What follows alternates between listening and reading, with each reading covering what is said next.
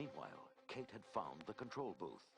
There are hundreds of switches, and I can't read all the labels. I guess I'll just turn everything on. In an instant, the store came to life. Fans spin, saws whirred, and dishwashers churn. But most importantly, the lights came on. Stripes suddenly screeched in pain. He dropped his crossbow and covered his eyes.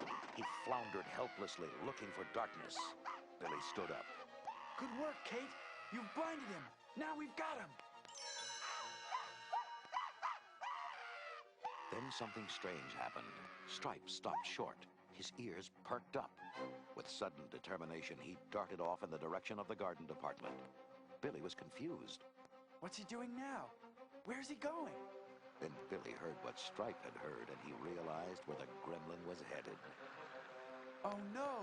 Kate, there's a huge electric water fountain in the greenhouse. Stripe's going to jump into the water.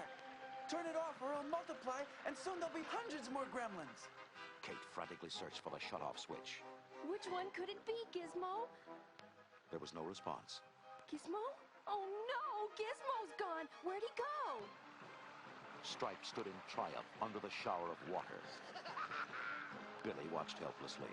Already bumps were forming on Stripe's body, and soon the bumps would turn into new gremlins.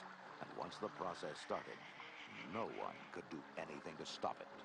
Then from out of nowhere, Gizmo raced toward the greenhouse in a toy car. Billy watched in amazement. What's that little guy doing now? Gizmo sped around a corner and crashed into the greenhouse wall.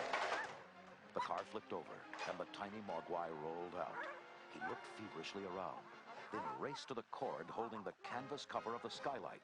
Using all his might, he struggled to untie the knot. Then Gizmo's plan dawned on Billy. Of course. He's going to blind Stripe by uncovering the skylight. Finally, the cord released. The blind flew open, throwing Gizmo across the room. Sunlight poured into the room, bathing Stripe in its brilliant rays. Stripe screamed as his skin began to crack. The ugly bumps withered, and he started to melt like a candle. Kate rushed in and embraced Billy. Oh, Billy, he's dead. Yeah, thanks to Gizmo's help. Gizmo? Wait a minute. Where is he? Billy spun around to find poor Gizmo lying motionless on the floor. He rushed over to his tiny friend and scooped him into his arms tenderly. Gizmo, please be okay. That night, the Pelzers had a peaceful Christmas Eve after all.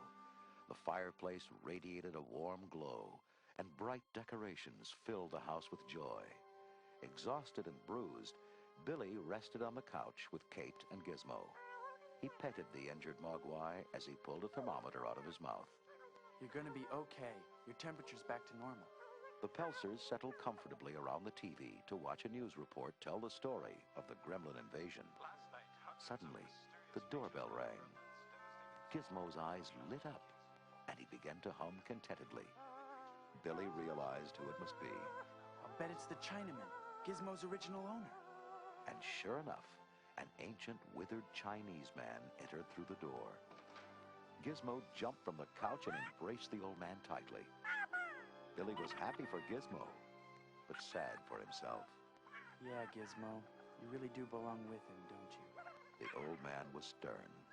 You have done with Mogwai what your society has done with all nature's gifts. You people do not understand. You are not ready. Billy nodded to the Chinese man in sad recognition. Then the old man gently placed Gizmo into a small wooden box and turned to leave.